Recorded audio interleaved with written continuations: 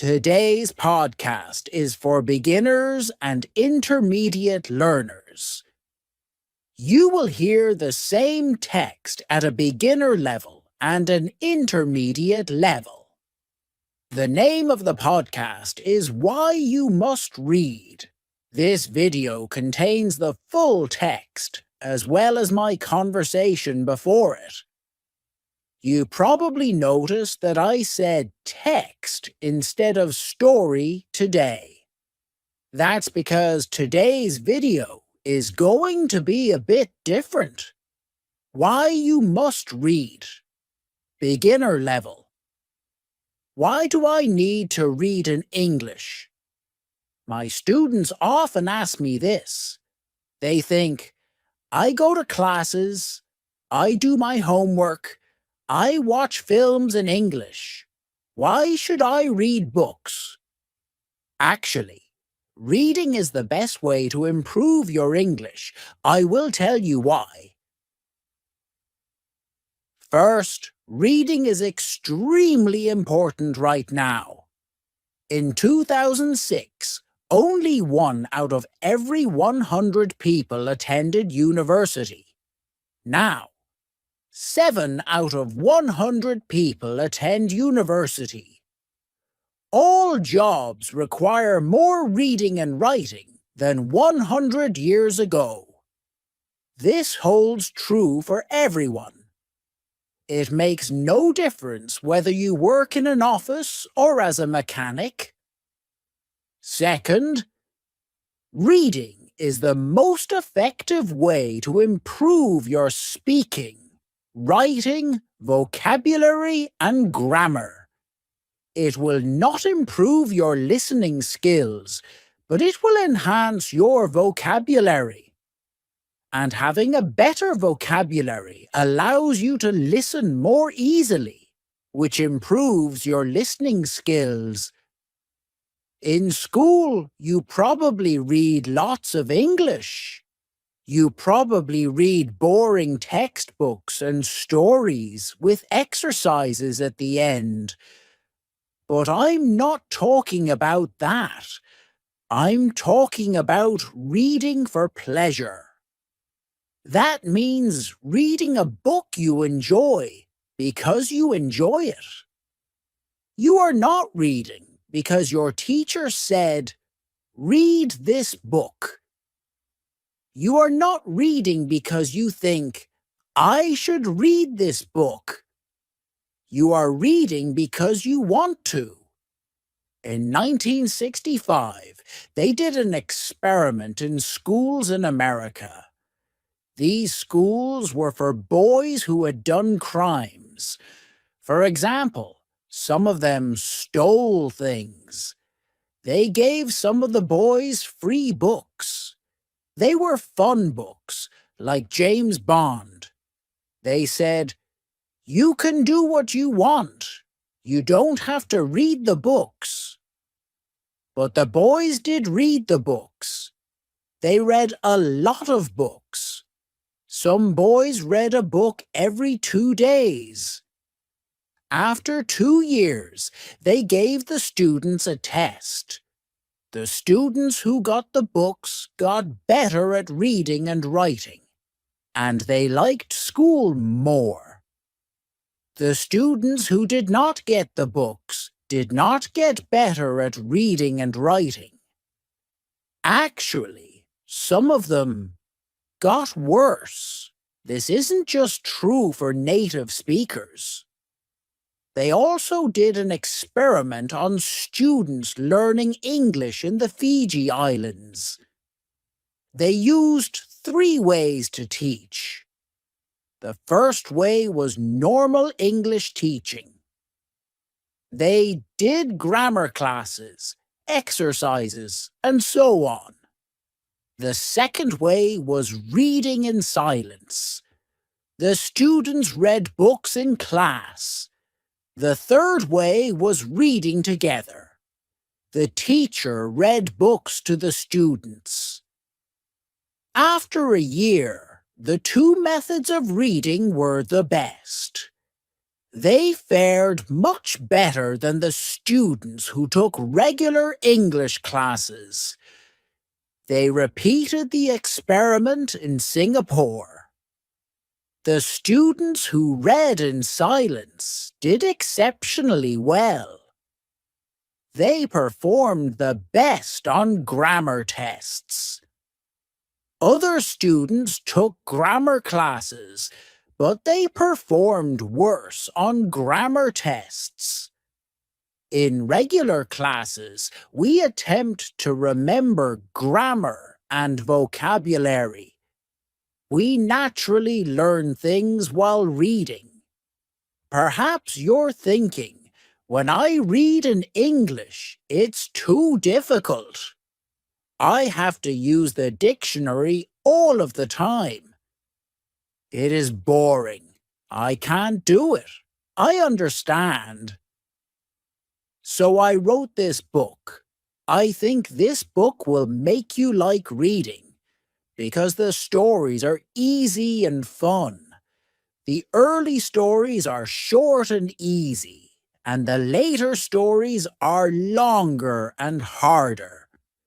When you finish the book, you will think, wow, I did it.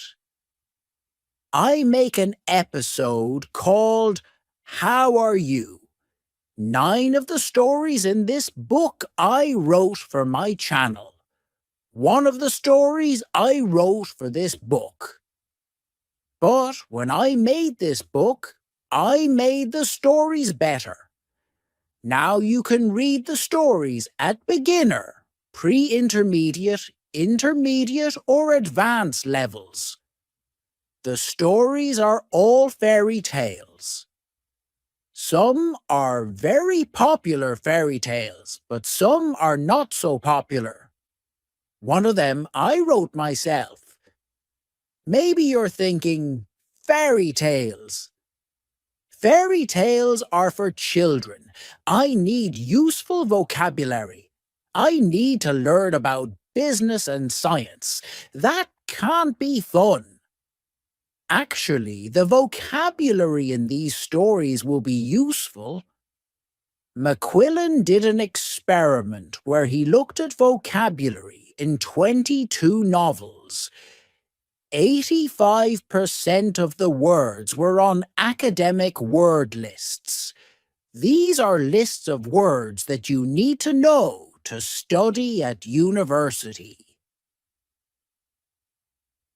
Rolls and Rogers also did an experiment. They said, if students read 1,000,000 words of science fiction, will they learn important science words for studying at university? The answer was yes. So yes, fairy tales are useful for you too.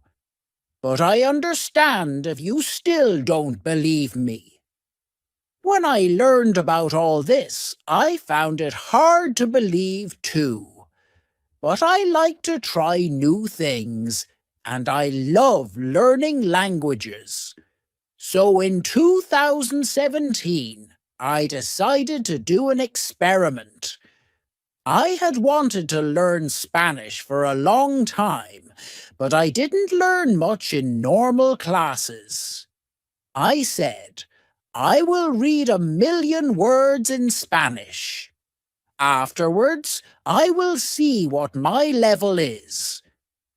1,000,000 words is about 20 novels, so it was a lot of work. I started with very easy reading, like this book. Then I started reading translations of books that I knew in English.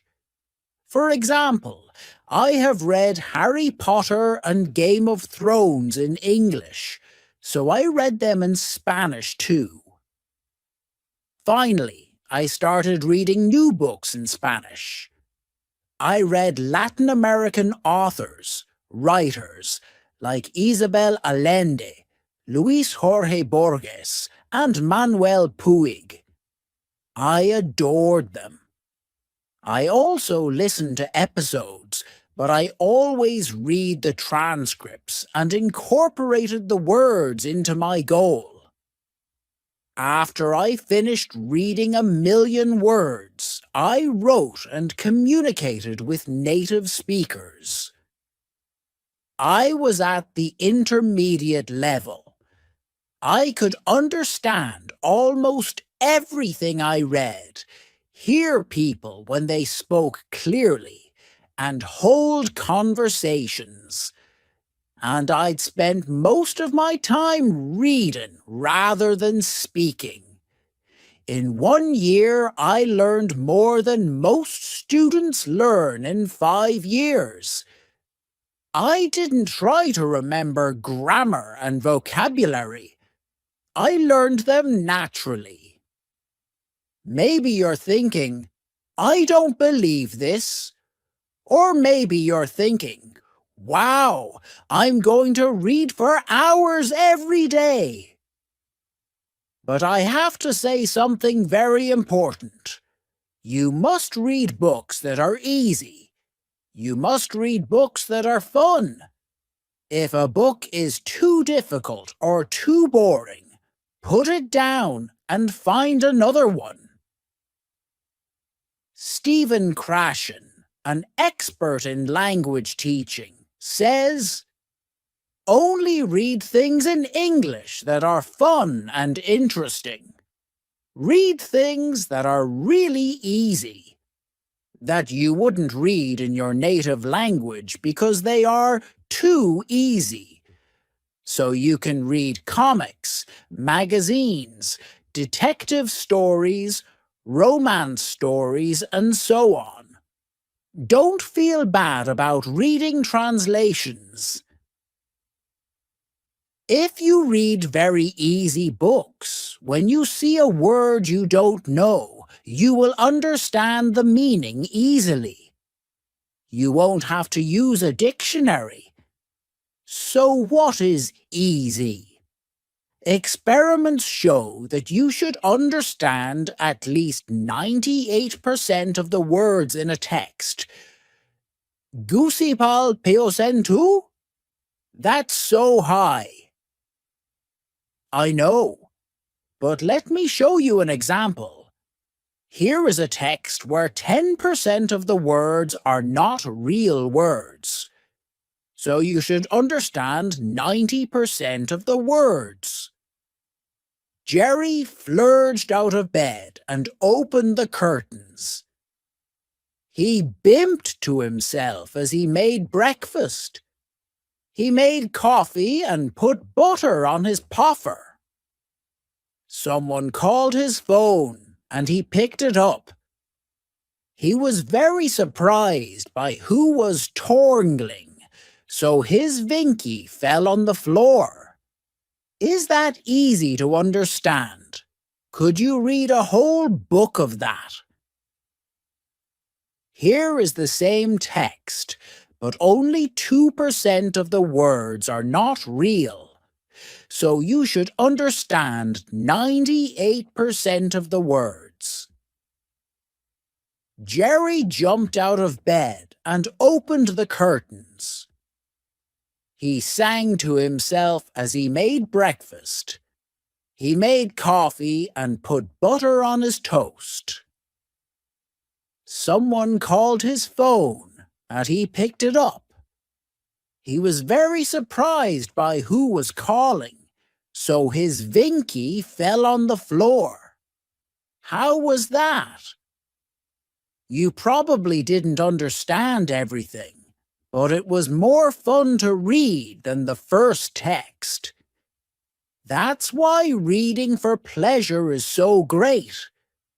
Maybe you don't understand everything, but you understand enough to follow the story, and you don't have to pick up a dictionary. So if you find that this book is too hard, read something easier. If you find it boring, read something more fun. I know that not everyone likes my writing, and that's okay. Find a book that is good for you. When we have fun, we learn much more.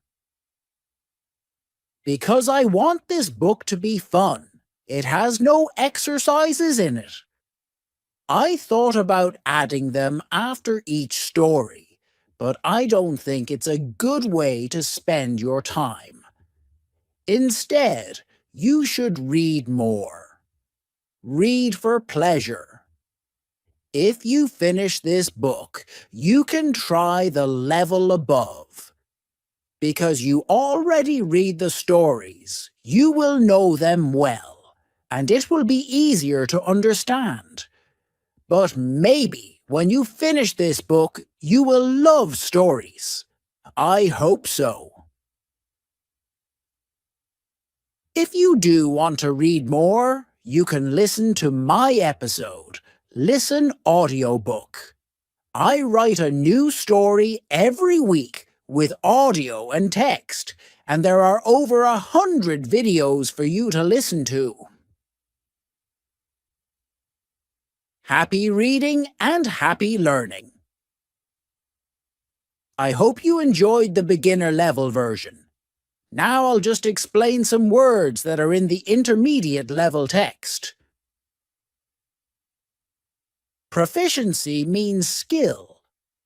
Usually we use the word proficiency to talk about language skills.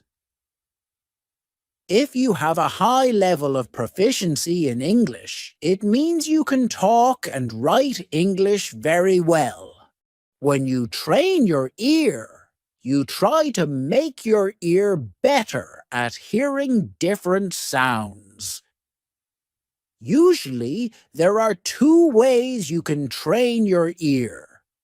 You can train your ear for music, so that you can hear the difference between different musical notes better. Or you can train your ear for language, so that you can listen better in that language. A juvenile delinquent is a young person. A juvenile who has done crimes, a delinquent. Juvenile delinquents do not go to prison, as they are not adults. Instead, they go to juvenile delinquent reform centers, which are centers, to help make these people better, to reform them. When you replicate a study, you take an academic study that has already happened and do it again, but in a different place. The idea is that you keep all the conditions the same to see if you get the same results when you replicate the study. If a study has been replicated many times with the same results, then scientifically we can say that this idea has been proven or disproven. When you memorize something, you force yourself to remember it. There are numerous ways to memorize information. One method is to repeat it several times to yourself. Another approach is to envision an image, a picture that goes with it. To be honest, people frequently try to memorize words when learning a language, but this is a very bad way to learn words because you will forget them within a few months. Second language acquisition is the scientific study of how humans learn languages. Second languages are those that are not your native or first language, and acquisition refers to the process of acquiring or learning. The field of second language acquisitions contains a wealth of important research for language teachers like myself. When you say that there is no shame in doing something, it means that you should not feel shame. You should not feel bad for doing it. For example, Many people worry about making mistakes when speaking a language, but there is no shame in making mistakes. Making mistakes is a natural part of learning a language, so we shouldn't feel shame for doing it. When something is comprehensible, it means you can easily understand it. When I teach, I work hard to make sure that I am comprehensible to the students, that the students can easily understand me. Hopefully, today's video will be comprehensible to you.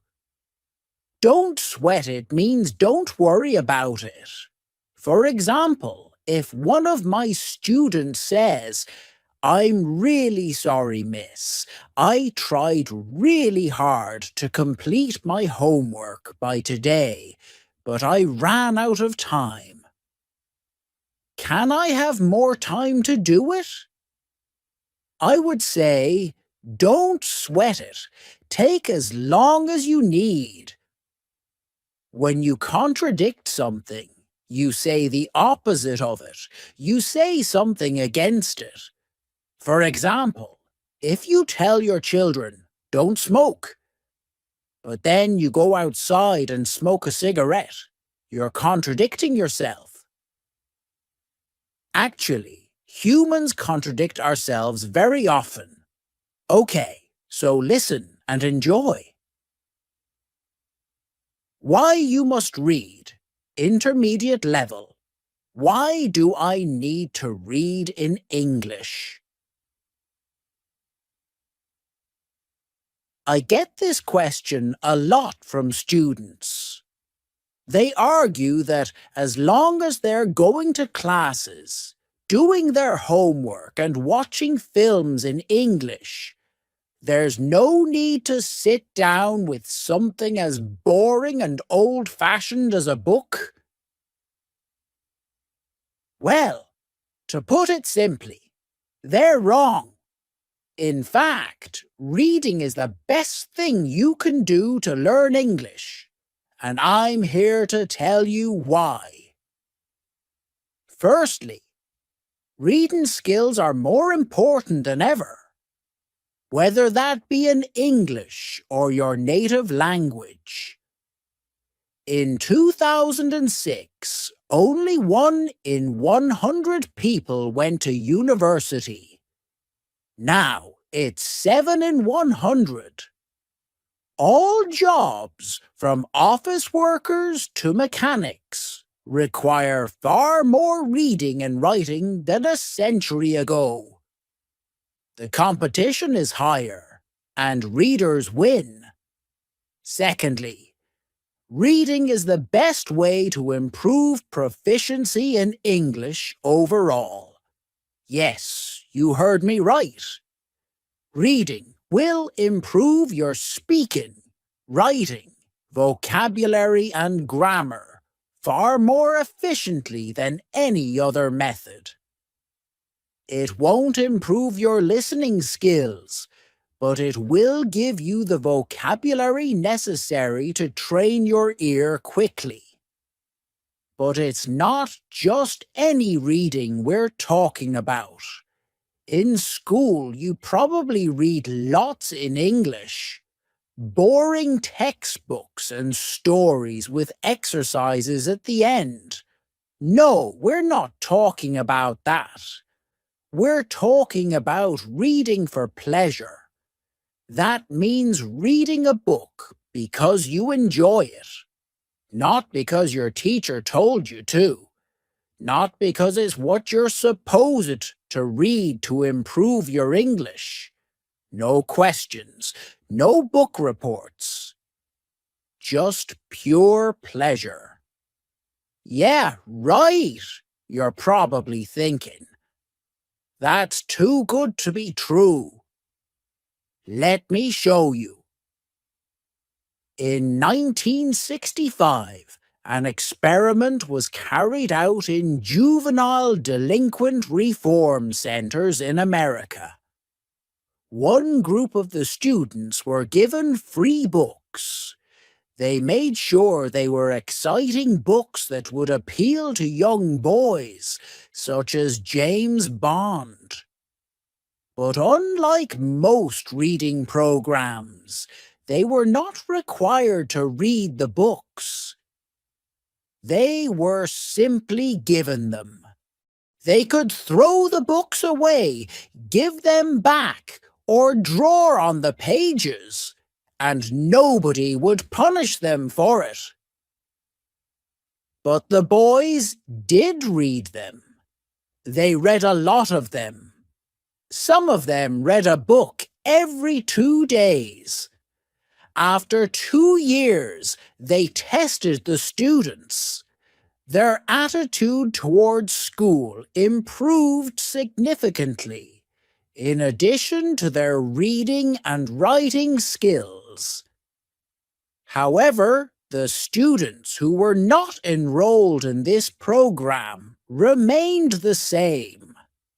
In fact, some of them worsened during the 2 years. This is not limited to native speakers either. A study of English as a second language, ESL, students in the Fiji Islands examined 3 methods: traditional English teaching, sustained silent reading, reading in silence for an extended period of time, and a more conventional reading program in which teachers read aloud to the students. By the end of the first year, students taught with the 2 reading methods had a 15-month advantage in English ability compared to the 6.5 months of the traditional method. When the study was replicated in Singapore, the students who did only sustained silent reading did better on grammar tests than the students who had taken only grammar classes. When we do grammar exercises, we try to memorize the rules of the language. When we read, we absorb them. But I know what you're thinking. That's all well and good, but when I pick up a book in English, it's too hard for me. I get bored of looking up words, and I give up after a few minutes. That's why I wrote this book. It is designed to make you fall in love with reading by providing fun, familiar stories that are easy to understand. The stories gradually increase in difficulty and length, so that you can feel a sense of progression and success at the end. Most of them were originally released on my episode, English Stories episode, but they have been rewritten and improved for this book, as well as having a version for each language level. They are a mix of classic and less popular fairy tales, as well as one that I wrote myself. Again, I know what you're thinking. Fairy tales, but those are for kids. I need useful vocabulary about business and science and technology. There's no way to make that fun. The thing with language is, there isn't such a big difference between important language and fun language. We use a wide range of words when talking about technical topics, as well as chatting with our friends.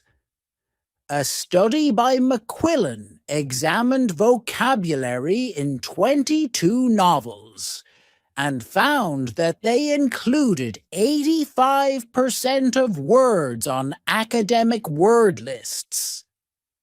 Rolls and Rogers found that if a student read 1 million words of science fiction, they would acquire many of the technical words required for a science degree. So yes, reading fairy tales will help your English in all areas, even for academic purposes. As an English teacher, I've seen many times that the students who do the best are those who read the most. For IELTS, for university, for business, or just for travel, reading is the factor that predicts success. But I understand if you're still unsure. When I learned about all this, I was too. But I like to experiment, and I have a passion for learning languages. So in 2017, I decided to test this theory. I had wanted to learn Spanish for a long time, but aside from struggling with Duolingo and not really learning anything, I hadn't made a serious attempt. I set myself a goal. I would read 1 million words in Spanish and see what my level was afterwards. 1 million words is roughly 20 standard-length novels, so it was a huge task. I started with very easy resources, like transcripts of episodes for learners, but I avoided anything that felt too much like work. Once I'd learned the basics, I started reading translations of books that I knew in English, such as Harry Potter and A Song of Ice and Fire. You might know it as Game of Thrones. Finally, I was ready to move on to completely new books, and I fell in love with Latin American authors, such as Isabel Allende, Luis Jorge Borges, and Manuel Puig. With the reading, I also listened to episodes, but I always read the transcripts and counted the words as part of my reading. After I achieved my goal, I tested myself by writing and talking to native speakers, and found I was at a decent intermediate level. I could understand almost everything I read, understand clear speech, and have conversations at a comfortable level, even though I had barely spoken the language since I started learning. I had been learning for about a year, and I had made more progress than most students make in 5 years. I did not memorize the vocabulary or grammar rules. I absorbed them. You're either thinking, this is all complete nonsense, or you're super excited and ready to start reading for hours a day. However, the following point is critical. You must read easy books. You must read books that are enjoyable. If a book is too difficult or boring, put it down and try another one. Stephen Krashen, an expert in the field of second language acquisition, says, read only material in the second language that is genuinely fun and interesting, material that is so easy that you probably feel guilty reading it in your primary language.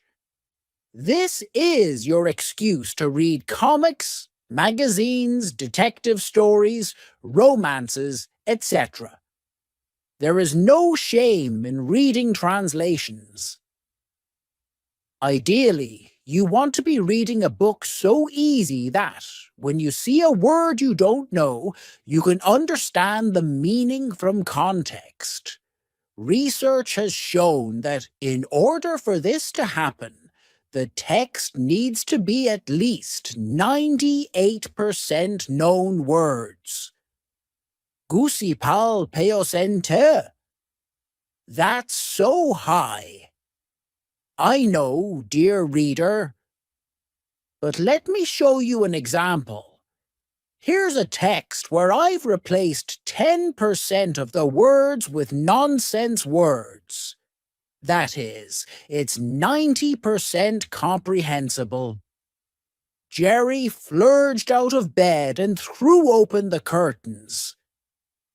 It was a beautiful day. He bimped to himself as he did his daily routine, pouring coffee and buttering poffer. But then his phone rang, and the person torngling was so unexpected that he dropped his Vinky on the floor. Is that easy to understand? Could you read a whole book of that? Here's the same text, but 98% comprehensible.